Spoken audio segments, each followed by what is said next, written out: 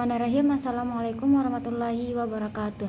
Alhamdulillah rabbil alamin. Assalatu wassalamu ala asrofil anbiya wal mursalin wa ala alihi wa ashabi ajmain, amma ba'du. Baiklah, pada kesempatan kali ini saya akan menyampaikan tanggapan dan koreksi terhadap resume yang berjudul Pengantar Ilmu Tasawuf yang bersumber dari karya Muhammad Usman Said dan kawan-kawan yang telah diresum oleh saudari kita Susanti. Menurut saya, resume yang Susanti buat ini sudah cukup jelas, bagus, dan runtut.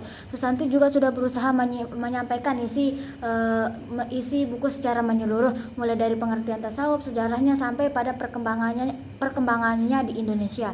Nah, di kesempatan kali ini saya ingin memberikan beberapa sedikit tambahan supaya isi resume ini bisa jadi lebih hidup dan lebih mudah dipahami. Pertama, di bagian pendahuluan, saya melihat resume Susanti ini sudah menjelaskan dengan asal-usul kata tasawuf, baik dari segi bahasa maupun istilah. Dia juga menjelaskan bahwa tasawuf merupakan bagian penting dari ajaran Islam yang berhubungan dengan penyucian jiwa. Menurut saya ini sudah bagus banget, tapi akan lebih menarik kalau dijelaskan sedikit alasan kenapa istilah itu penting untuk dipahami. Karena sebenarnya tasawuf ini bukan hanya sekedar ilmu tentang hal-hal mistik atau keajaiban, tapi lebih ke arah pembinaan rohani dan penguatan hubungan manusia dengan Allah. Jadi, kalau bagian ini diberi penekanan seperti pembaca bisa lebih paham bahwa tujuan untuk tasawuf adalah untuk mencapai ketenangan batin dan kedekatan dengan Tuhan. Selanjutnya di bab pertama tentang hubungan antara tasawuf dengan Islam dan ilmu pengetahuan.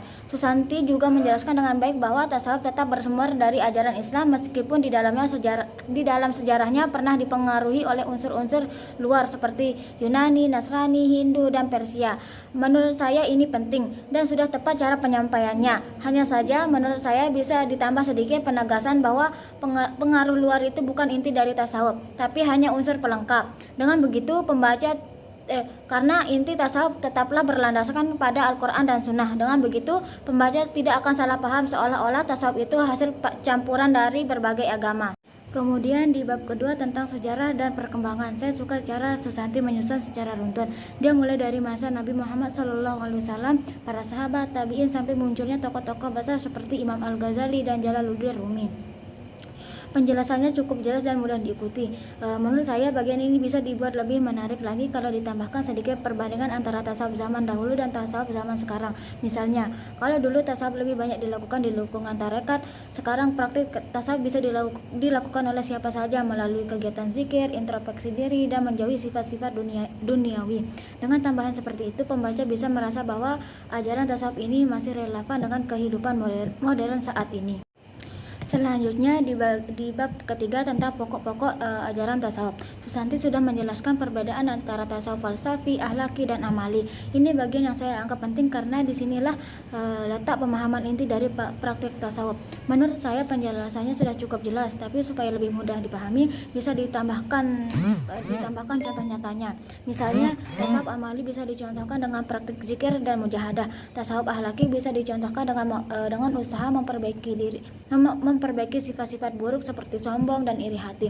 Sedangkan tasawuf falsafi lebih kepada pemikiran mendalam tentang hakikat Tuhan dan manusia dengan contoh-contoh seperti ini. Pembaca akan lebih gampang memahami perbedaan di antara ketiganya. Kemudian di bagian tasawuf Indonesia, Susanti juga menjelaskan dengan baik mengenai tokoh-tokoh tasawuf seperti Hamzah Fansuri, Abdurrauf Singkal, dan Samsudin Pasai. Ketiganya punya peran besar dalam menyebarkan ajaran tasawuf di Nusantara. Menurut saya bagian ini bisa dibuat lebih hidup kalau ditambah sedikit pandangan pribadi. Misalnya, bagaimana ajaran tasawuf mereka bisa diterapkan dalam kehidupan sekarang, seperti mengajarkan kesederhanaan, ketenangan hati, dan rasa syukur. Dengan begitu pembaca tidak cuma tahu siapa tokohnya, tapi juga bisa merasakan manfaatnya dalam kehidupan sehari-hari. Secara keseluruhan, saya menilai resume yang dibuat Susanti ini sudah sangat baik dari segi isi dan penyusunan. Semua bab dijelaskan dengan cukup rinci dan bahasanya juga mudah dipahami. Sebagai penutup, saya ingin menyampaikan bahwa secara umum resume Susanti ini sudah sangat baik dan bisa menjadi bahan pembelajaran yang bermanfaat untuk kita semua. Mungkin hanya perlu sedikit pengembangan dalam hal contoh konkret dan opini pribadi supaya isi resume lebih menarik dan terasa hidup. Mungkin hanya ini yang bisa saya sampaikan. Mohon maaf bila ada kekurangan.